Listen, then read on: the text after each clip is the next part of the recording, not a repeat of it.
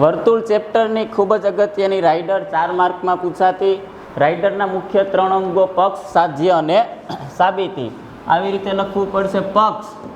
પક્ષમાં જે આપેલી વસ્તુ છે ચતુષ્કોણ ABCD એક વર્તુળને પરિગત છે એટલું જ સાધ્ય. કયું પરિણામ સાબિત કરવાનું છે?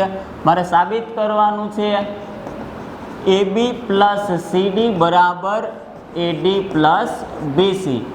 જો એક વર્તુળ ગમે તેવા ચતુષ્કોણની અંદર આવેલું હોય તો તેની સામસામેની બાજુનો સરવાળો સરખો થાય, આવું સાબિત કરવાનું. પ્રશ્ન હું પૂછ્યો, ચતુષ્કોણ ABCD એક વર્તુળને પરિગત છે.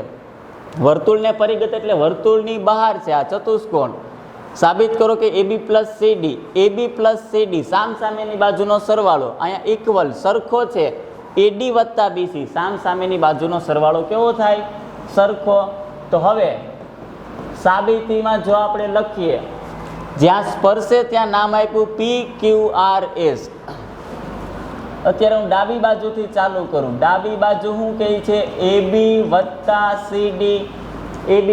CD, પણ AB ને લખાય AP વત્તા PB.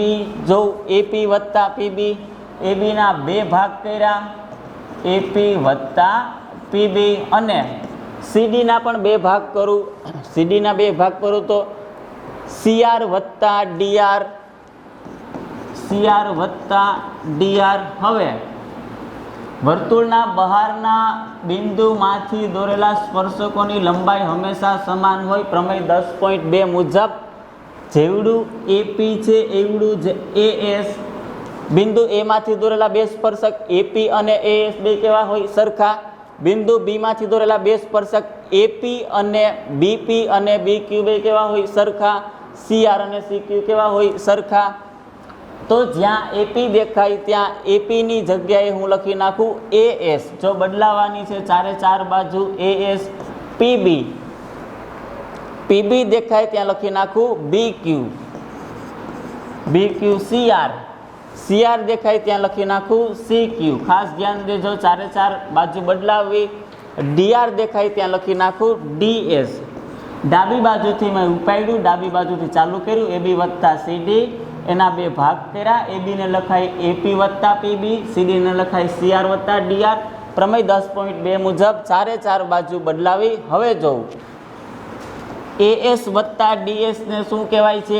AS વત્તા DS ને આખું AD કહેવાય, તો લખી નાખું આખું AD. વત્તા BQ વત્તા CQ ને કહેવાય આખું BC. એટલે કે